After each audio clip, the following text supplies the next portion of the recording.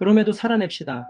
이 책은 창세기 6장부터 11장까지의 내용으로 죄악이 관영한 시대 속에서 하나님은 죄악을 심판하시지만 바라크의 복을 베푸심으로 우리를 구원하시고 구속사의 길을 열어가신다는 메시지로 구성되어 있습니다. 인간의 죄악으로 쓸어버리시는 심판 가운데서도 여호와의 은혜를 입은 남은 자가 구속사를 이어가며 구원의 사명을 감당하게 됩니다. 그렇기 때문에 인간의 끝은 하나님의 시작이며 끝인 듯 보이는 현실의 환경도 실상은 결코 끝이 아닌 것입니다. 죄와 상처로 얼룩진 환경일지라도 내 죄를 위해 죽으신 성자 예수님이 내 삶을 디자인하셨음을 깨닫고 성령 하나님의 도우심으로 성부 하나님의 영원한 언약을 기억하면서 그럼에도 오늘을 살아내시길 축원합니다. 1. 죄악 중에서도 은혜를 입게 하옵소서. 나의 모든 생각과 계획이 항상 악함을 봅니다. 타인의 죄가 아니라 나의 죄를 보게 하시고 악하고 음란한 이 세상에서 어떻게 살아야 하는지 가르쳐 주옵소서. 인류의 죄악은 불신결혼에서 시작됩니다. 인간이 행하는 가장 대표적인 악이 불신결혼입니다. 불신결혼이 가장 큰 악인 이유는 예수님이 오시는 것을 직접적으로 막기 때문입니다. 불신결혼이 개인과 가족의 구원을 막는 심각한 것이기에 성경 전체를 통해 반복해서 경고하시는 것입니다. 죄로 인해 하나님이 함께 하실 수 없습니다. 불신결혼은 하나님이 복을 안 주시는 수준이 아니라 승인하지 않으십니다. 결혼은 거인이나 용사가 아닌 하나님의 사람과 해야 합니다. 결혼의 목적은 자손대대로 하나님의 사람을 만드는 것, 하나님의 자녀를 만드는 것 그 이상도 이하도 아닙니다. 죄의 결과로 하나님의 심판이 임합니다. 악을 행해도 내 자녀입니다. 하나님의 자녀이기에 나에게 관심을 가지고 나의 악에 대해 근심하고 한탄하십니다. 하지만 마음으로 생각하는 모든 계획이 항상 악하기 때문에 자녀의 악을 보다 못해서 심판을 선포하시는 것입니다. 은혜를 입은 한 사람 노아가 잘나서 남은 자가 된 것이 아닙니다. 여호와께 은혜를 입었기에 남은 자가 되어 구속사를 이어갈 수 있었습니다. 나와 가족의 죄를 인정하고 고통하는 사람이 의인이요 완전한 자입니다. 2. 명하신 대로 준행하였더라. 심판의 때를 은혜의 때로 바꾸는 사람. 부패한 시대에 하나님은 고난당하는 노아에게 말씀하십니다. 가정과 직장에 부패하고 포악한 사람이 있을 때 하나님은 그 사람을 처리하는 대신 나에게 말씀하십니다. 부패한 환경에서도 하나님이 이르시는 말씀을 듣는 사람이 공동체를 이끄는 지도자가 됩니다. 말씀대로 지어가는 구원의 방주. 모든 성전은 우선 나를 위해서 지어야 합니다. 내가 들어가야 합니다. 하나님의 방법대로 인도하심을 받아야 합니다. 답답한 방주 안에 하나님은 반드시 빛을 주십니다. 주일 예배, 수요 예배, 목장 예배, 각종 훈련에 참석하는 것이 때로는 갑갑하지만 그것이 하나님이 보호하시는 사랑입니다. 언약을 믿고 가야 합니다. 말씀을 준행하기 위해 영육간에 저축해야 합니다. 말씀과 기도와 선교, 구제와 봉사로 영적인 저축을 하고 날마다 내 죄를 깨달으며 회개의 기도를 쌓아야 합니다. 악한 시대를 향해 외치라. 120년간 노아가 하나님 말씀을 다 준행해서 방주를 만들었습니다. 그러나 그 방주에 아무도 들어오지 않았습니다. 결국 그들은 다 멸망했습니다. 이 땅에서 멸절을 당해보는 것이 축복입니다. 하나님은 우리의 부패를 이미 보고 계십니다. 말씀으로 세밀하게 인도함을 받아가며 내게 주신 경건의 비밀이 있기에 어떤 수치와 모욕이 있더라도 이 인생을 잘 걸어가기를 원합니다. 3. 방주로 들어가는 인생. 방주로 들어가라 하시는 말씀에 순종하기 원합니다. 어떠한 어려움에도 구원의 길을 가는 우리가 되게 하옵소서. 세상과 차단된 삶을 사는 것이 방주를 짓는 것입니다. 딴 생각할 겨를이 없는 환경이 가장 축복입니다. 내 삶의 십자가를 잘 지고 가는 것이 방주를 짓는 일입니다. 방주로 들어가기 위해 예배가 회복되어야 한다. 아무리 힘들어도 우리가 살 길은 예배하는 것밖에 없습니다. 예배가 소홀해지면 방주에서 살 수 없습니다. 예배에 목숨을 걸어야 합니다. 내 옆에 힘든 사람을 인정해야 한다. 노아에게 정한 것과 부정한 것을 다 방주로 데리고 들어가라고 말씀하십니다. 훈련을 위해서 부정한 것도 가지고 가라고 하십니다. 우리에게 100% 완벽한 정결함은 없습니다. 내 옆에 있는 힘든 사람 때문에 내가 방주에 들어가게 됩니다. 하나님의 시간에 순종해야 한다. 순종하기로 결정했더니 하나님이 날짜까지 정해주십니다. 우리는 하나님의 시간과 말씀에 온전히 순종하기가 참 어렵습니다. 내가 말씀으로 나의 죄를 봐야 다른 사람을 이해하게 되고 나 같은 죄인도 구원해 주신 은혜 때문에 다른 사람들에게 함부로 말할 수가 없어집니다. 여호와께서 명하신 대로 다 준행해야 한다. 내 힘으로 할 수 없어서 길이 없어서 하나님을 찾고 의지하는 것이 최고의 믿음입니다. 끊지 못하는 죄와 중독을 경험하면서 날마다 내 죄를 회개하고 하나님의 말씀을 사모하는 것이 방주에 들어가는 길입니다. 4. 내 삶의 홍수 심판. 드디어 하나님께서 홍수로 심판하십니다. 이 심판에서 우리가 어떻게 하나님께 반응해야 할지 알려주시옵소서. 방주를 피하면 반드시 홍수 심판이 온다. 육의 죽음을 위해서 심판을 주십니다. 생명이 있는 것들은 다 죽음을 맞는 심판이었습니다. 죽으라고 오는 심판에서는 죽어야 합니다. 그런데 아직도 나의 신념과 의지로 일어나 보겠다고 하십니까? 심판이 긴 것 같지만 긴 시간이 아닙니다. 회개의 기회를 놓치면 영원한 멸망이 있습니다. 잠잠히 방주에 들어갈 때 심판이 구원이 됩니다. 방주로 들어가면 반드시 구원이 있다. 구원의 공동체가 너무나 중요합니다. 방주에 들어간 사람들은 다 구원을 받았습니다. 열심히 준비했기에 방주로 들어갔습니다. 미리미리 예수님을 길로 놓는 것이 최고의 준비입니다. 최소한의 순종을 통해 구원의 역사를 이루십니다. 홍수 심판 가운데서도 양육받겠다는 다짐이 바로 최소한의 순종입니다. 방주에 들어가면 구원의 사명을 감당합니다. 어떤 고난이든 그 속에서 하나님의 뜻을 깨닫는 것이 내 고난의 양이 차는 것입니다. 고난이 계속되더라도 그 자리에서 내가 구원을 위해 할 일이 있다는 것, 하나님이 맡기신 사명을 감당하는 것이 물이 많아져 떠오르는 인생입니다. 이것이 천하를 덮는 믿음, 세상을 이기는 믿음입니다. 방주에서는 자기 자신과의 싸움을 싸워야 한다. 오, 하나님이 기억하신다. 나를 구원의 방주에 들이시고 점점 물을 줄여주시는 하나님, 나를 기억하시는 하나님을 만나게 하옵소서. 하나님은 어떻게 기억하시는가? 점점 물이 줄어들게 하십니다. 하나님이 우리를 기억하십니다. 홍수로 쓸어버리셔도 하나님께는 우리가 사랑의 대상입니다. 하나님은 천하보다 우리를 귀하게 여기십니다. 고통의 근원을 그치게 하십니다. 우리에게 안식을 주십니다. 방주가 아라랏산에 머물렀습니다. 고통 속에서도 순종하고 있었더니 후손의 산에 머물게 됩니다. 십자가에서 안식하고 있으면 내 정체성이 보입니다.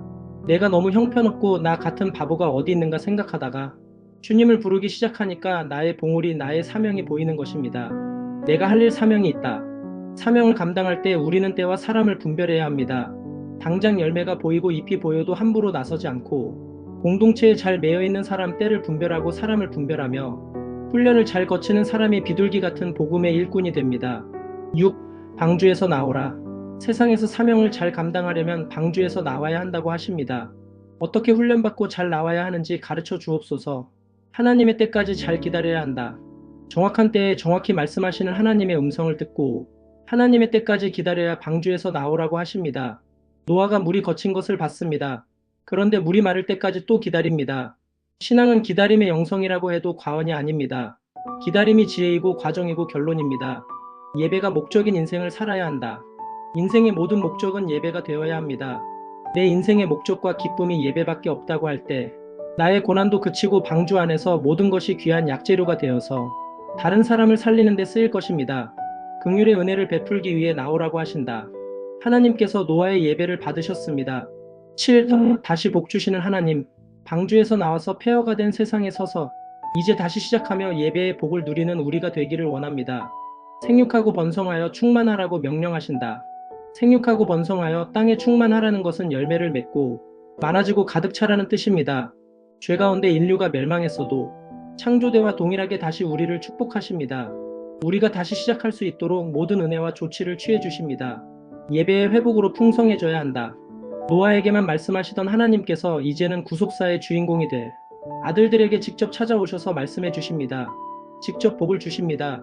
하나님은 폐허가 된 환경 속에서 하나님을 예배하는 복을 주십니다. 우리에게는 생육하고 번성하여 충만할 책임이 있습니다. 하나님은 두려워 말라고 하신다. 이 땅에서 나를 죽일 사람이 없습니다.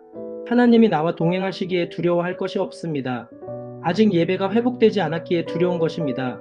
오늘도 곳곳에서 많은 사람들이 말씀이 없어서 피를 철철 흘리고 죽어갑니다.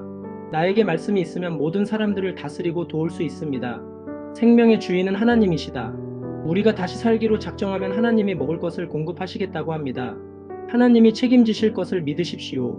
우리도 죽은 사람들과 놀려고 안달복달하지 말고 예수 생명이 있는 사람들과 깊고 넓은 교제를 하기 바랍니다. 8. 고난 속에 주시는 무지개 언약. 오늘 우리에게 다시는 홍수로 심판하지 않으신다는 언약을 주시니 감사합니다. 모든 것이 쓸어버림을 당하는 환경 가운데 이 언약을 믿음으로 받기 원합니다. 하나님의 언약은 내 후손까지 책임지신다. 우리는 아무것도 할 수가 없습니다. 그저 내가 믿는 하나님이 약속의 하나님인 것을 자녀들에게 삶으로 보여야 합니다. 이것이 후손이 잘 되는 비결입니다. 하나님께서 내 후손에게까지 언약하십니다. 내가 형편없는 인생임을 고백하며 나아갈 때 나의 자녀를 책임지실 것입니다. 하나님이 변하시기로 결정하셨다. 우리 인생의 모든 문제와 고통은 예수님이 오셔야만 해결됩니다. 예수님이 오시기까지 여자는 남편을 사모하고 해산의 고통을 겪어야 하고 남자는 땀 흘려 수고하는 축복의 벌을 잘 받고 있어야 합니다. 그럴 때 물 심판이 아닌 예수님이 대신 죽으심으로 우리의 죄와 고통의 문제를 해결해 주십니다. 무지개는 하나님의 언약의 증거다. 말세의 순교는 혈기를 참는 것입니다. 저마다 고난이 달라도 말씀의 광선이 비추이면 찬란히 빛납니다. 고난이 많을수록 또 고난을 겪는 여러 사람이 함께 어우러질수록 더 아름답고 고귀한 무지개가 될 것입니다. 9. 여호와의 장막에 거하게 하소서. 세상의 화려한 장막이 아니라 여호와의 장막 안에 거하게 하옵소서. 우리는 여호와의 장막에 거할 수 없는 죄인이다. 노아와 함을 통해서 죄가 계속됨을 볼 수 있습니다. 하나님을 바라볼 수밖에 없는 것이 은혜입니다. 내 것이 생기고 살만하면 타락하게 됩니다. 인간은 누구도 선할 수 없습니다. 함을 통해서 상처가 끈질기다는 것을 볼 수 있습니다. 상처는 내 힘으로 아물 수 없고 그래서 본질적으로 여호와의 장막에 거할 수 없는데 무지개 언약을 베푸시고 책임지겠다고 하셨습니다. 그럼에도 불구하고 하나님은 죄를 가려주신다. 주 안에서 수치를 오픈할 때 영적으로 가려주신다는 뜻입니다. 때에 맞는 적용을 해야 합니다. 지혜 중에 지혜가 여호와를 경외하는 것인 줄 믿습니다. 여전히 사랑하기에 구원의 장막에 거하게 하신다. 누구나 다 죽습니다. 이 땅에서 구원의 장막에 거해야 천국에 갈 수 있으니까 노아도 우리도 구원의 장막에 거해야 합니다. 종의 종이 된다는 것이 가슴 아픈 처방이라고 해도 최고의 축복입니다. 구원의 장막으로 가는 방법은 장소, 위치와 신분이 달라도 역할만 잘 감당하면 모두가 구원의 장막에 이른다는 하나님의 계획입니다. 10. 하나님이 선택하시는 계보. 노아 후손의 족보를 보면서 세상의 형통이 아닌 하나님의 형통을 알기 원합니다. 말씀을 듣고 구속사의 계보에 올라가는 우리가 되게 하옵소서. 노아 후손의 족보에는 오묘한 하나님의 섭리가 있다. 아라랏산은 후손의 산이라는 의미를 갖고 있습니다. 아시아, 아프리카, 유럽으로 펼쳐져 가는 중심지가 바로 아라랏산이었습니다. 내가 힘든 환경 가운데 죽을 것 같아도 오직 말씀으로만 인도함 받으면 후손의 산으로 인도됩니다. 하나님이 악인의 형통을 허락하심을 알 수 있다. 세상에서는 하나님께 버림받은 자가 택한 자보다 번성할 수 있습니다. 그러나 하나님 없는 악인의 형통은 일시적입니다. 잠시 반짝 빛나지만 역사를 통해서 이들이 식민지와 노예 생활을 경험한 것을 우리는 알고 있습니다. 하나님 없는 삶은 안개와 같아서 금세 사라질 것이기에 우리는 악인의 형통을 부러워하지 말아야 합니다. 하나님의 관심은 언제나 택한 자를 향한다. 세속사의 역사가 아무리 찬란해도 하나님의 관심은 언제나 택한 백성을 향해 있습니다. 택한 자녀가 아무리 초라하고 미미하게 살고 있어도 반드시 찾아내십니다. 11. 흩어짐의 축복. 날마다 내 힘으로 바벨탑을 쌓으며 흩어짐을 면하고자 합니다. 무너질 바벨탑에 헛된 수고를 하지 않도록 참된 생육, 번성, 충만을 가르쳐 주옵소서.